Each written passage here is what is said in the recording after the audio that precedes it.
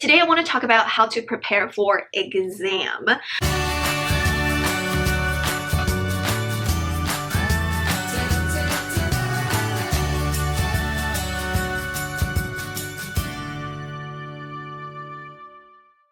Hello everyone, welcome back to Miss Ming's channel. This is Miss Ming, and my channel I do vlog videos, makeup videos, lifestyle videos, fitness videos, and study videos. If you're interested in this content, make sure you subscribe to this channel and also ring the notification bell so that you don't miss out any future content. Now our goal is to get 1,000 subscribers in the family, so join the family and thank you so much for your support. Alright, in this video, I want to do another study video on the academic topics because it's in the middle of a semester. A lot of us are preparing for our midterm exam or final exam. Before we start, I want to introduce myself again.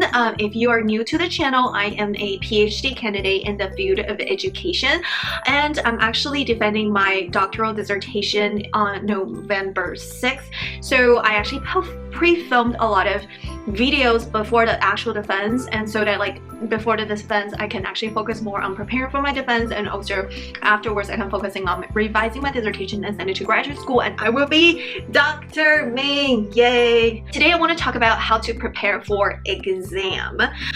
In my life, I don't think I've failed any exams. Yes. But also I think it's because I didn't take any difficult exams such as the bar, because my husband is an attorney. He said the bar exam is super hard, and also I know medical exam it's also very difficult. Yeah, but I think I still have a lot of tips that I can help you in terms of how to prepare for your midterm exam, final exam, maybe your teacher exam, your GRE test, and things like that. Alright, let's get started. First tip, studying a subject is kind of different from studying an exam. I know it sounds very bad, like if you're teaching to the exam or if you're learning to the exam. It's not saying that like the goal of studying is to pass the exam. This is not what I'm saying. What I'm saying is that you should study to be successful in whatever you're studying. If you're studying to be in law school, or if you're studying to be a doctor, if you study to be a teacher, if you study to be an engineer, when you study, you make sure you learn whatever is needed to be a successful engineer or teacher. But when you're preparing for an exam, you need to be strategic in terms of like spending the least amount of time to prepare for whatever going to be on the exam. So for example, if you're going to be a teacher, because I'm a teacher trainer, so a lot of the examples come from teacher, but you can also apply it for other subjects. My undergraduate study is actually not in education. My undergraduate degree was in information system, so I actually learned a lot of like engineering stuff and the math stuff and the management stuff and like business stuff, so and IT stuff. So I think overall, like, it can be applied to other subjects as well. So when I was learning the subject, of course, I was learning how to, like, for example, in my undergraduate study, I was trying to be a good programmer. So one of the things I was like most struggling about is the debugging. Like when there's a bug in your program, it doesn't run smooth, and then your debug, oh my god, it drives me crazy. That's why I changed my major. It's just I don't have the patience. Yeah, like one single mistake in your code will create a big drama headache, and you sometimes will like have like a cycle, and then it's just like the program just keeps running because like you didn't have a successful command to break the cycle. Well, enough for the nerdy talk. So basically, when you're studying for the exam, the first thing you need to think about is, what is the goal of this exam? What is the purpose of this exam? So when you're studying for exam, don't study in a way that like, oh, I'm a student, I learned something, I'm gonna prepare for this exam. So think about your exam in a way that from your teacher's perspective. So it brings back to your actual like classroom attendance. Make sure you go to every class, make sure you don't skip any classes, make sure you download all of the materials, the PowerPoints, make sure you take notes, and make sure whatever the teacher says during the class could be in the actual exam. So think about your exam from the teacher's perspective is going to be helpful. So the first thing is to look at the goal and the purpose of the exam. So if the purpose of the exam is to test your knowledge about chapter 1 to chapter 4, then you know that it's a knowledge-based exam. Versus if the exam is to test your essay skills, your reflection skills, or to test whatever skills instead of knowledge, the way you prepare for the exam will be very different. So again, the first thing is to make sure that you know that what is the objective and what is the goal and what is the purpose of the exam. And you should be able to find that information in your syllabus or in your midterm guide or whatever. If there's no such thing, just go to your professor. They should have office hour. Just ask them, hey, I want to know like what's going to be on the exam, what is the exam testing about. Maybe ask them like, you know, what the expectations, what are the types of the questions in the exam. It's going to help you to guess what's going to be tested in the exam. Okay, second thing is during my undergrad studies, we I think in a lot of the classes I took, such as artificial intelligence, such as cybersecurity, actually yeah, I took those difficult classes. I don't know why. Those are all electives. So we learned so much information, but remember my final exam was only 2 hours. So a lot of the question types are super big. It requires 1 or 2 hours just to finish that, to solve that one problem. So in that case, when you're studying for the exam, also refer back to your actual syllabus and the time you spend on each topic to guess what are going to be the types of the questions in the actual test. So in my artificial intelligence, we learn like 30 different algorithms, but I know some of the algorithms are too complicated and the professor actually did not spend a lot of time doing this type of questions. The professor always say, oh, if you're interested in this, you can take artificial intelligence 2 and can take an advanced level class to learn more about this type of questions.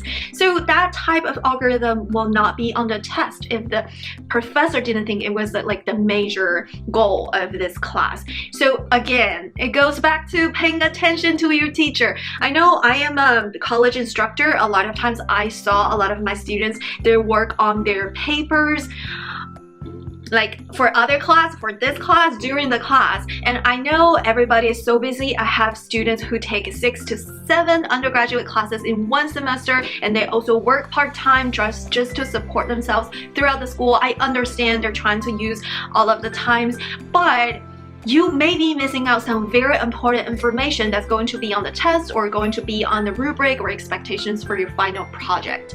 So again, sometimes it's just not worth it to do multitasking. So if you're my student, I know what you're working on. It's just sometimes I don't want to say anything just because, right? But always try not to assume that, hey, I know this topic, I'm not going to pay attention because I already know something about this topic. And then later you may only know 60% and then the 40% will be on the test that you missed. Just saying. Go to your class. Go to your class. All right.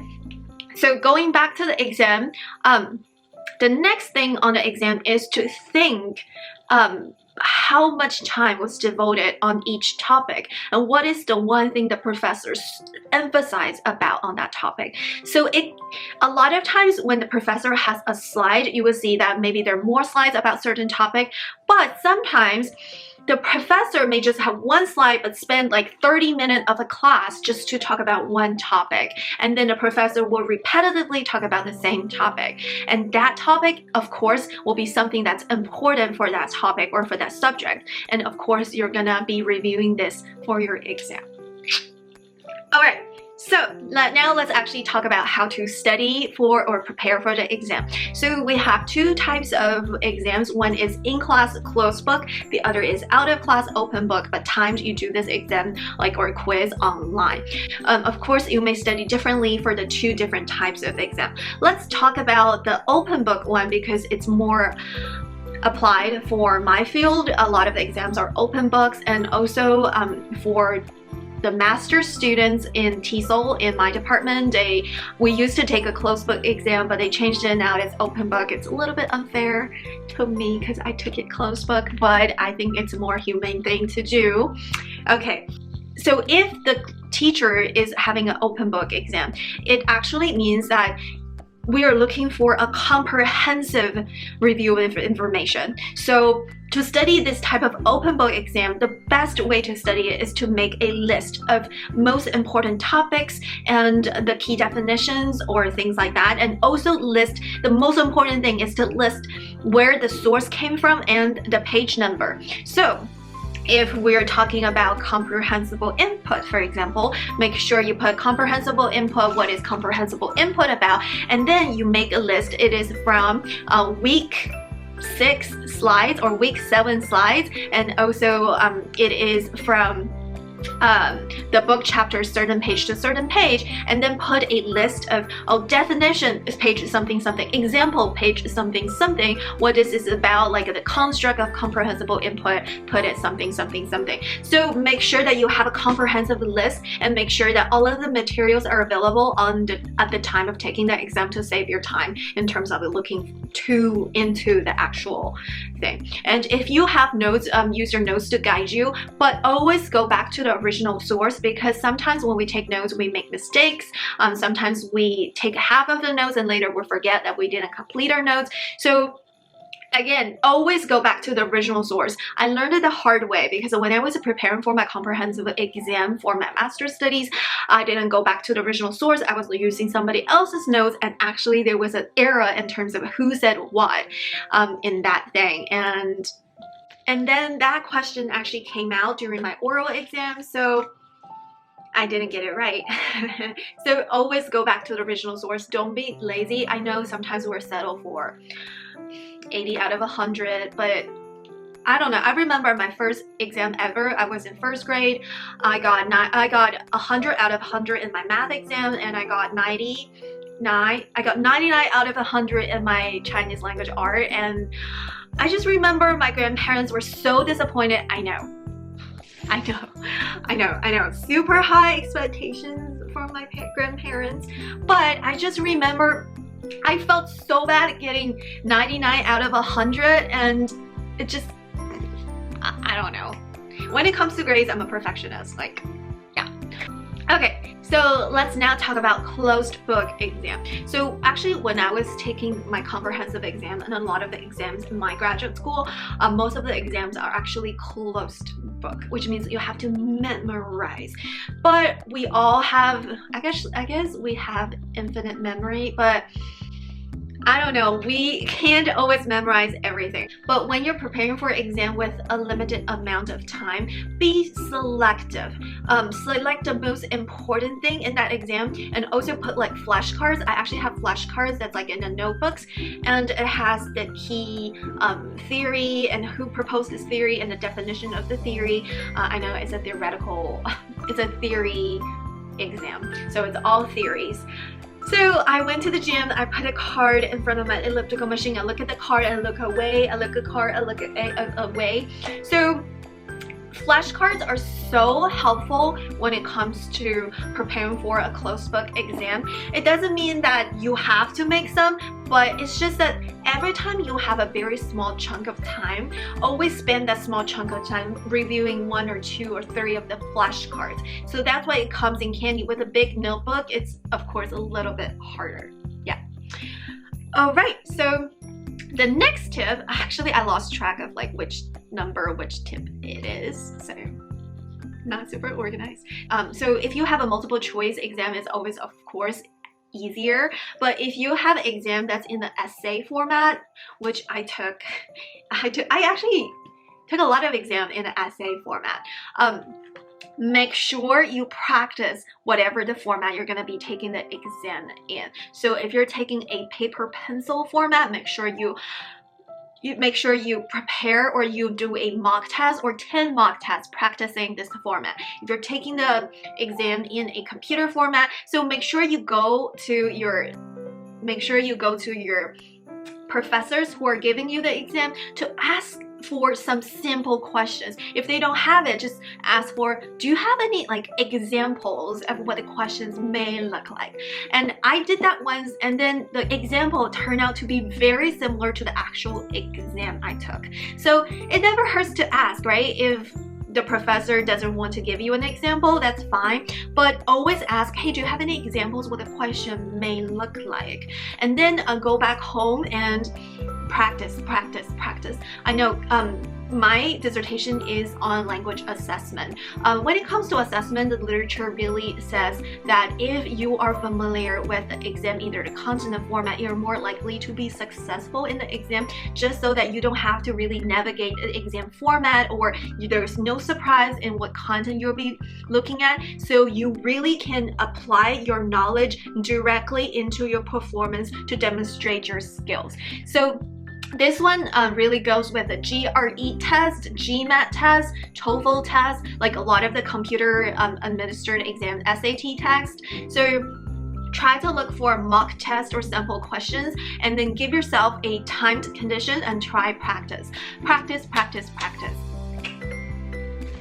The next tip about exam preparation is that a lot of times when we are studying, we're just studying. We're just looking at the book and we're reading the book over and over again. Actually, research shows that active recall is so much more effective than passive reading. Have you been wondering, like, if you read the same thing over and over again, like 20 times, you still don't remember it? It's because it's a passive process. How I love to study and prepare for exam is use a strategy called active recall. So it's going to be helpful if you're preparing for a teacher certificate exam or any exam that requires you to do like multiple choice or essay questions, but in a closed book situation. Active recall basically means that if you look at one piece of information, you turn around and you recall that information. Either you verbalize it or you write it down. So don't just passively read it and think about it. It's only effective you can verbalize it or you can write it down. So active recall is one of the most effective strategy that I found over the years. When I was first an undergraduate student, I didn't know about this. I was reading the notes over and over again. I was reading the notebook and my readings and my textbooks over and over again. I studied really hard, and my best friend said, hey, Ming, I think you're a really good student. I think you're very sharp. You can understand something immediately this quick, but you have bad memory. And now that I thought back, it's not because of my memory, it's because of my study strategy. So try to use a strategy, active recall, with all of the information that you need to memorize. Is going to be really helpful. So it really goes well with memorizing vocabulary, memorizing key terms, theories, definitions, and it also goes along with like a lot of the policies, like if you're taking a bar exam, I don't know. And it also goes in with like if you have to memorize education policies or key terms, or if you're in business school or if you're in biology, there are so many things to remember. Active recall. So if it's a graph, you can just look at it and then like after 5 minutes turn around and draw it out or write it down. Or if it's a definition, you look at it and then you go around the house and then you verbalize it out loud. It's going to be very helpful. I promise. Research shows that, and also I did that, and it's very successful and helpful for me.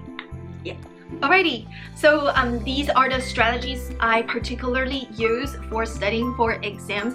Again, just because studying exams are very important doesn't mean that studying is all about passing exams.